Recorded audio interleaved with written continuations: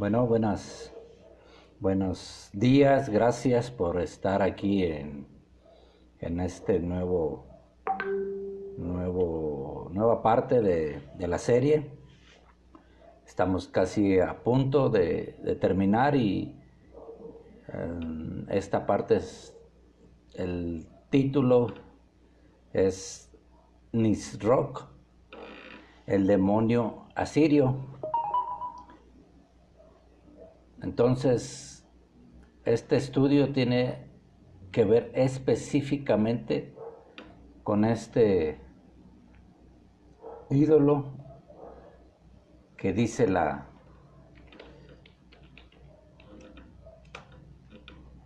Biblia en Segunda de Reyes, capítulo 19, versículo 37.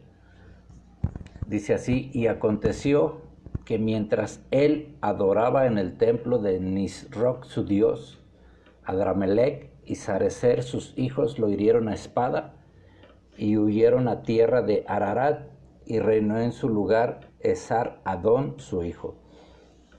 Aquí se está refiriendo al personaje que tanto he mencionado, como es el rey de Asiria, y en este caso el que en ese tiempo quiso conquistar Jerusalén, la ciudad de Jerusalén. El rey Ezequías, que estaba en turno, se unió con el profeta Isaías, hicieron oración y Dios envió desde los cielos un ángel que acabó con el ejército que llevaba Sennacherib, que era el nombre del que encabezaba esta campaña o este intento de tomar Jerusalén. No pudieron, Dios intervino. Aquí en la tierra se hizo lo que se tenía que hacer: consultar a Dios, creer en Dios, hacer un equipo. Dice la Biblia que mejor son dos que uno. Entonces se unen y Dios hace la tercera parte. Entonces Dios se manifiesta, este rey queda en vergüenza, se regresa a su tierra, a Asiria, y en su tiempo de comunión con su deidad, que aquí lo menciona la Biblia como Nisroch, es herido por sus hijos y le quitan la vida a sus hijos. Entonces está en la palabra de Dios este nombre de esta entidad, o este ángel caído, o este principado. Está en la palabra de Dios. Luego les he comentado que a mí me gusta hacer preguntarme mucho el por qué, cuándo, a qué se debió la situación. Cuando yo vi este nombre en la Biblia y me enfoqué más a este tema que está casi a punto de terminar la semana que entra, pues me fui a la red, al internet, investigué un poco, encontré una pequeña información. No me gusta profundizar de más en este tipo de temas donde son pues, principados o demonios. No me gusta irme tan al fondo, nada más lo esencial, lo elemental para poder conocer cómo opera. Y me encontré esta parte que voy a leer. Dice: Nisroch, un posible significado es águila grande o tabla de Noé. Dice: Dios asirio en cuyo templo Sennacherib fue asesinado por sus hijos. Dice: no se ha encontrado aún una explicación plausible del nombre. Después busqué en lo que es Wikipedia, información al alcance de cualquier persona que quiera accesar a ella, y voy a transcribir o a leer una parte de lo que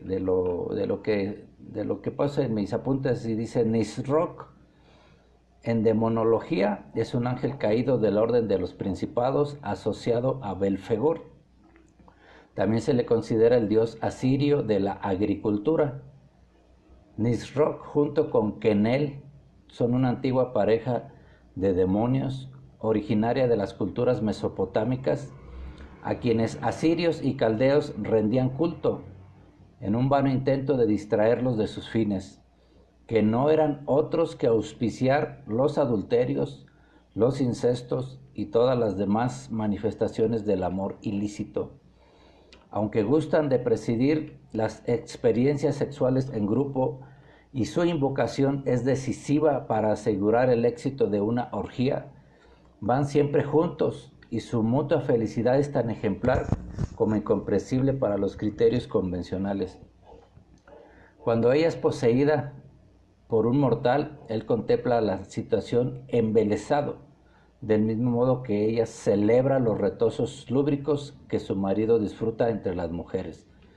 Sus enemigos dicen que esto es así porque su insaciable naturaleza no consigue satisfacerse con las lógicas limitaciones de la entrega mutua, pero los cronistas más ecuánimes los consideran un raro ejemplo de las posibilidades del amor en libertad.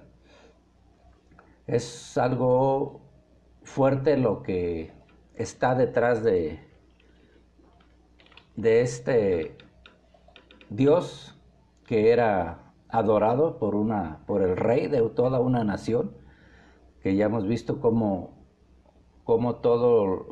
todos estos entidades que no son Dios, que se disfrazan, que consiguen adeptos o quien los adore, siempre llevan a lo que son desviaciones de los principios de Dios. Hay una palabra fuerte ahí que dice que ellos son invocados para que una orgía pueda tener éxito. Ellos es necesario que sean invocados, auspician adulterios, incestos, que son relaciones entre personas de la misma sangre, de la misma familia, ya sea vía materna o vía paterna.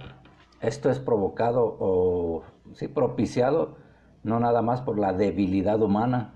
Hay alguien que está detrás de estas situaciones y tiene nombre propio y está registrado en la palabra de Dios. Y cuando nosotros llegamos a Jesús, Él, el Espíritu Santo, nos lleva a analizar lo que fue nuestras vidas, nuestra vida familiar, nuestra herencia recibida espiritual. Y muchas veces nos encontramos con este tipo de situaciones que tal vez pueda decir yo, pero yo no las hice, pero en el pasado se cometieron. Entonces es necesario que haya una limpieza. El tema pasado se llamó una purga divina. Es necesario que estas cosas se puedan conocer por el varón, por el matrimonio, por la joven que llega a los pies de Cristo, para que su vida espiritual no se vea entorpecida o bloqueada por este tipo de fortalezas o de ataduras. Dios quiere que seamos libres. Dios quiere que seamos como una antorcha encendida, que sepamos cómo fue el pasado, incluyendo el propio, cómo fue el pasado de nuestros padres, de nuestros abuelos también, y más si hubo prácticas de este tipo que implicaron pecados ya de inmoralidad sexual. La palabra aquí en la información que da la Wikipedia menciona las orgías, y quiero leer en la Biblia cómo eran los trasfondos de donde venían a veces creyentes en Jesús y de qué tipo de situaciones era necesario que fueran ministrados por los siervos de Dios, por los pastores, por los apóstoles del primer siglo. Y voy a leer 1 de Pedro 4:3, que dice así: baste ya el tiempo pasado para haber hecho lo que agrada a los gentiles, andando en lascivias, concupiscencias, embriagueces, orgías, disipación y abominables idolatrías. Esto es el apóstol Pedro, esto es Nuevo Testamento, estos son trasfondos a los que el Evangelio llegaba y tenía que establecer los valores y los principios del Dios de los cielos. ¿Había problema con esto, con que alguien estuviera con este pasado? No, no había ningún problema porque Jesús murió por todos. Jesús derramó su sangre para poder ser limpiado de todo este tipo de debilidades o de ataduras. Y no es de asustarse o no es de nunca juzgar a nadie con cualquier trasfondo de esto. Lo que sí es deber de uno como siervo de Dios es enseñarles a que caminen ahora en una novedad de vida, ahora en una santidad que es desarrollada mediante la obediencia a la palabra y la obediencia al Espíritu Santo. Aquí no podemos omitir esa acción que el Espíritu Santo pone. La Biblia dice que Dios pone el querer como el hacer. A veces el ser humano tiene la voluntad, tiene el deseo, pero no espiritual, no es suficiente. Se ocupa que Dios intervenga también. Así como Jerusalén no pudo ser tomada por Sennacherib, porque se unió el rey, se unió el profeta, oraron, y la Biblia dice que Dios mandó un ángel. Si recuerdan cuando el Señor estuvo en el huerto de Getsemaní, orando que si fuera posible esa copa pasara de él, cosa que Dios Padre no dijo que sí. Vemos ahí en el Evangelio de Lucas que un ángel vino y lo ministró, lo fortaleció. Entonces, la intervención de los ángeles de Dios cuando se está ministrando la palabra de Dios con el espíritu correcto, en el tiempo correcto y en el lugar correcto, es algo que a lo mejor no vemos. Es difícil que uno pueda verlos, pero sí uno sabe que hubo ministración cuando la gente desea regresar a donde escuchó de Dios, desea empezar a platicar, desea recibir más enseñanza, empieza a preguntar, empieza a cuestionar lo que era su pasado y se le empieza a enseñar lo que la palabra de Dios dice, sin condenarlo, sin acusarlo, al contrario, orando por él, recordando que también en algún tiempo uno estuvo recién nacido en Jesús, uno fue un bebé espiritual, un niño espiritual, y por la gracia de Dios uno llega a ser lo que puede ser. La gloria es de Dios, los milagros los hace Dios, las liberaciones las hace el Espíritu Santo. Entonces, estos trasfondos es muy, pero muy importante saber enseñarnos a romperlos, a cancelarlos y a ministrar esa liberación y esa parte que nos toca a nosotros, los cristianos o los siervos de Dios, hacer. Luego está otra parte en Gálatas 5:21, donde habla de las obras de la carne. Todos venimos de haber andado años, décadas tal vez, en esas obras de la carne. Y Gálatas 5:21 termina diciendo: envidias, homicidios, borracheras, orgías y cosas semejantes a estas, acerca de las cuales os amonesto, como ya os he dicho antes, que los que practican tales cosas no heredarán el reino de Dios. Entonces, este espíritu es lo que promovía, tenía su templo, tenía su lugar de culto, de adoración, pero esos lugares eran unos lugares donde cada culto terminaba con una serie de prácticas que a Dios no le agradan. Los trasfondos de los creyentes desde el primer siglo siempre han sido fuertes, lo vuelvo a repetir, por la razón de que un cuerpo donde no mora el Espíritu de Dios, se puede esperar cualquier desviación moral inimaginable. La lista de las obras de la carne nos lo ilustra mejor.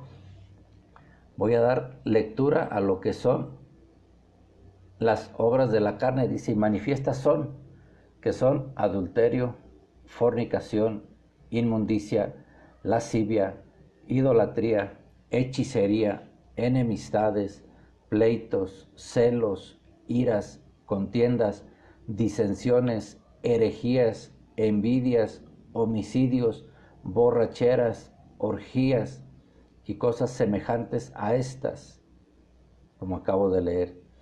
Entonces es una lista que uno se encuentra en la Biblia cuando se acerca a ella, cuando llegas a esta parte. Esto está en Gálatas 5 del 19 al 21.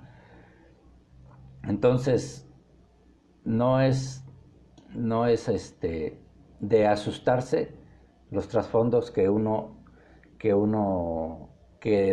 los cuales uno fue perdonado y liberado como cristiano. Sabemos que lo que hace que esto pueda manifestarse y ser una realidad, una verdad espiritual en nosotros, es la sangre de Jesús, el poder del Espíritu Santo y esa autoridad que tenemos en el nombre de Cristo para pedir a favor de otras personas. Las almas están cautivas. Dice la Biblia que el espíritu está dispuesto, pero la carne es débil. Entonces, cuando llegamos a Cristo, necesitamos empezar a alimentarnos de la Biblia de manera personal, de manera grupal, en estudios en casa o en congregaciones, pero es algo que es de vital importancia que un nuevo creyente comience a recibir enseñanza sin dejar de lado su tiempo de lectura personal.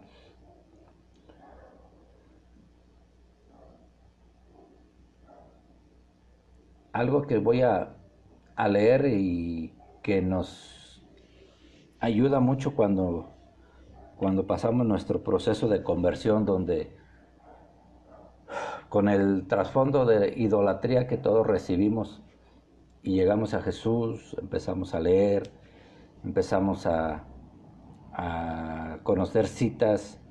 A mí me impactó la cita de Juan 4:24 que dice, Dios es espíritu y Dios busca adoradores. Entonces, con esa cita, Dios es espíritu, me resolvió también muchas dudas que tenía. Entonces, todo lo que nos presenten físicamente en forma de imagen, de cuadro, de estatua, que pretenda ser una representación de Dios, nosotros sabemos por la Biblia que no lo es. Al contrario, que detrás de cada falso Dios está un espíritu adherido a él, y que si le rendimos adoración, en nosotros se van a desarrollar y manifestar en su momento las características de ese falso Dios. Voy a leer el Salmo 115 del versículo 4 al 7 y dice, los ídolos de ellos son plata y oro, obra de manos de hombres. Tienen boca, mas no hablan, tienen ojos, mas no ven, orejas tienen, mas no oyen, tienen narices, mas no huelen, manos tienen, mas no palpan, tienen pies, mas no andan. Semejantes a ellos son los que los hacen, y cualquiera que confía en ellos. Entonces, el ser humano, desde el principio, dice la Biblia que dijo Dios, hagamos al hombre a nuestra imagen y a nuestra semejanza, que tenga nuestras características. Y Dios, una de sus características centrales es que Él es un Dios santo. El Padre Nuestro que enseñó y tomamos como modelo de oración comienza diciendo esa parte, que sea santificado su nombre para que su reino pueda venir. Cuando nosotros llegamos, estamos sin Cristo, estamos sucios con nuestros pecados que cometimos, con la vana manera de vivir que recibimos de nuestros padres. Se juntan ya dos elementos fuertes Y cuando llegamos a la cruz de Jesús, cuando llegamos a confesarlo como nuestro suficiente, único y suficiente Salvador, la sangre de Jesús nos cubre, nos limpia, y el Espíritu Santo inmediatamente ingresa en nosotros y toma posesión de nuestro cuerpo para hacerlo su templo, comienza a restaurar nuestra alma y comienza a liberar nuestro espíritu. ¿Esto cuánto tiempo lleva? Depende mucho del esfuerzo que uno le ponga, porque el Dios de la Biblia no es un Dios que le guste que su pueblo, sus hijos o sus adoradores estén de brazos cruzados esperando que otro haga lo que ellos deben de hacer. Dios es un Dios que dice, esfuérzate y sé valiente. Dios es un Dios que Abraham le dijo y lo sacó de la tienda donde estaba y lo sacó de ahí y lo hizo ver el cielo y le dijo, mira, cuenta las estrellas si las puedes contar. Y le dijo, así será tu descendencia. Entonces, Dios es un Dios que nos sacó de un lugar de culto equivocado y nos puso en Cristo, nos llevó a una congregación, como yo he platicado en mi caso aquí en Morelia, nos llevó a una persona, a una situación, a un amigo, a una amiga, que su vida cambió después de entregarse a Jesús y nosotros sabemos cómo era su vida y cómo fue transformada. Dios llama nuestra atención de muchas maneras y Él lo que quiere es que nosotros podamos ser como Él es, que podamos ser semejantes. Los que adoran ídolos, dice el Salmo, semejantes a ellos son los que los hacen. A nosotros Dios nos creó y Dios quiere que nosotros seamos igual a su semejanza y a su naturaleza. Una es, Dios es santo, Dios es amor y Dios es un Dios que trabaja, que le gusta tener a su pueblo trabajando, buscándolo, sirviendo al prójimo, andar haciendo bienes, usando los dones, ministrando los dones, abriendo una casa para que haya un estudio de la palabra de Dios, que haya una invitación a conocidos, a vecinos. Entonces es alguien que quiere que estemos activos, alguien lleno del Espíritu Santo. No puede estar una semana sin haber dicho, no le hablé de Jesús a nadie, no le mandé un material a alguien, una cita bíblica, no subí a mi red social algo que hable de Dios en todas las redes sociales que hay. Entonces, hoy más que nunca es el tiempo de dar testimonio de la bondad de Dios, de su poder, y poder tener en esa tranquilidad, esa seguridad de que si el Señor viene, a uno, por ejemplo, puede decir, hasta ahorita he hecho lo que Dios ha puesto en mis manos a hacer. En Gospel estamos empezando unas pláticas sobre adicciones. Se abrió una casa, estamos todavía con la contingencia, estamos con los cuidados que nos marca la autoridad, pero no estamos sin hacer nada, no estamos ociosos ni sin fruto, estamos dando fruto.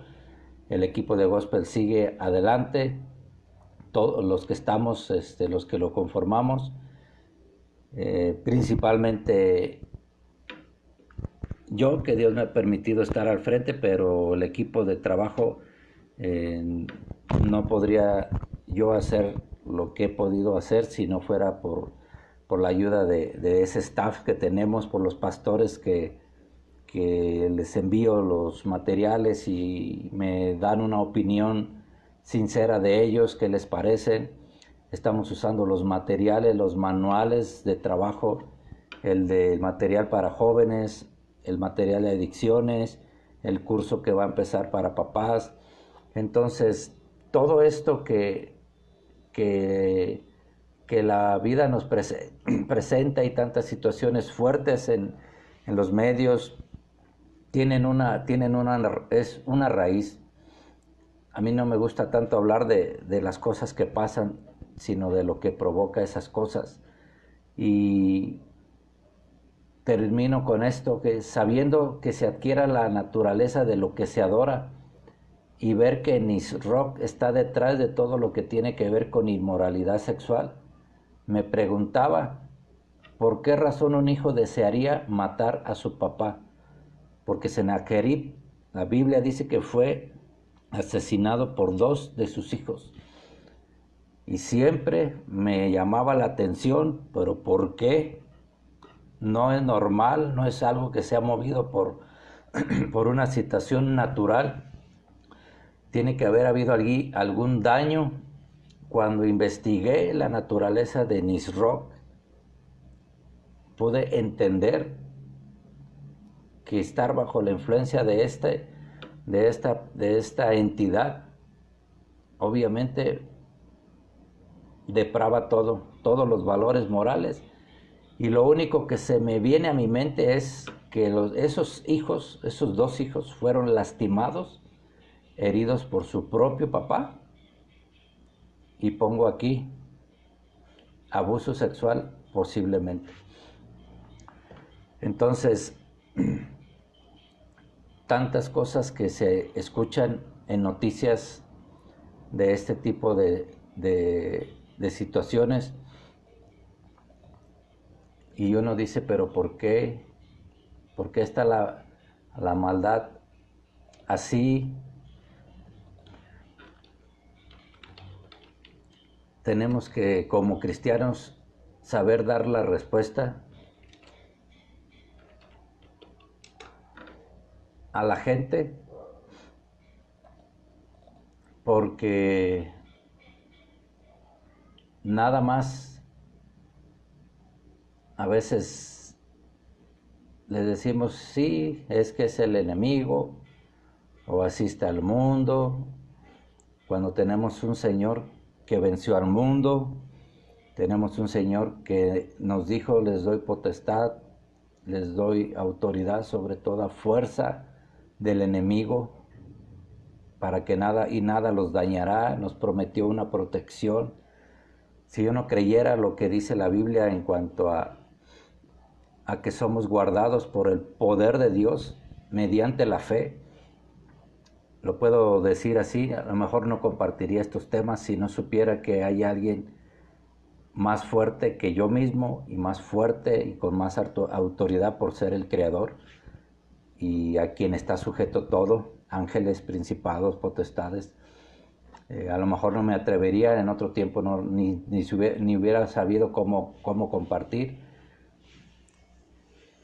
Y quiero comentar ya finalizando que me gustó mucho a mí leer versiones y traducciones de la Biblia, las que me encontré en casa, unas que me regalaron después, posteriormente, y hay una parte en Primera de Timoteo 1:9 que dice así, y es una traducción católica que se llama Biblia Latinoamericana, y cuando lo leí en esta traducción y veía los escándalos que se daban en noticias de que de tal grupo hay niños que fueron abusados, que otra persona que fue aprendida en los Estados Unidos, acusado de abuso de niños.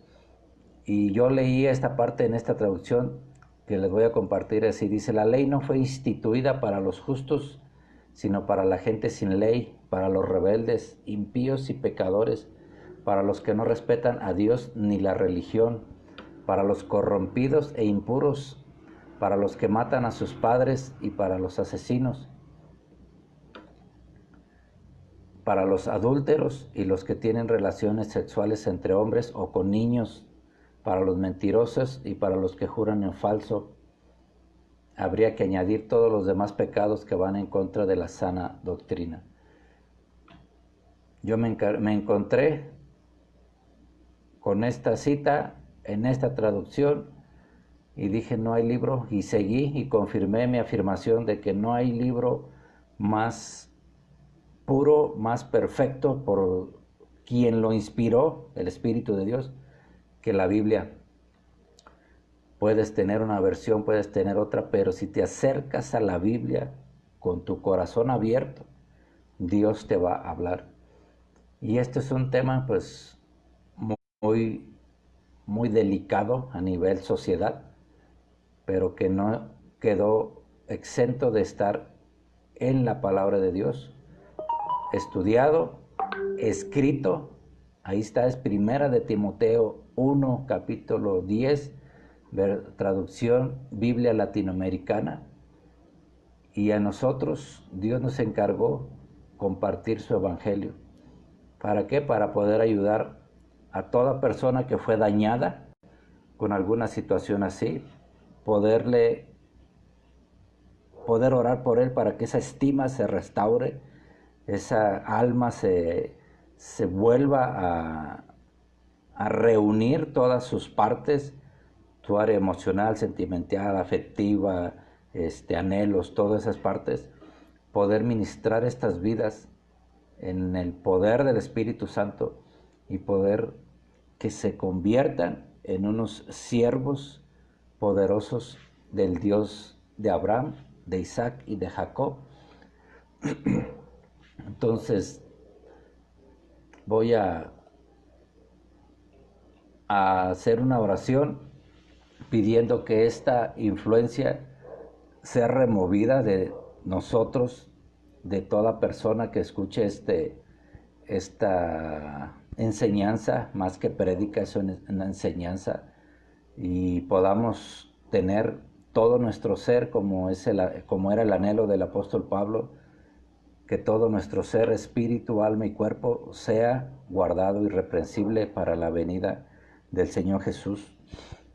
Entonces, sí hay esperanza, hay que enseñarnos a ministrar las tres partes de un ser humano y mucho más de un hijo de Dios, de un varón, de una mujer, que pasaron años de su vida en oscuridad, pero que hoy Dios nos va a permitir hablarles de Jesús, llevarlos a Cristo, orar por su llenura, por su liberación y por su llenura del Espíritu Santo, y verlos crecer, verlos progresar, verlos sin ataduras, verlos sin cadenas, verlos alabando, metiéndose en tiempos de adoración. Voy a hacer una oración. Padre, te doy gracias porque tú eres Rey y Señor en los cielos, Rey y Señor en la tierra y Rey y Señor en el mar debajo de la tierra. Gracias porque mediante la obra de tu Hijo Jesús, todos los efectos de la caída son revertidos, Señor.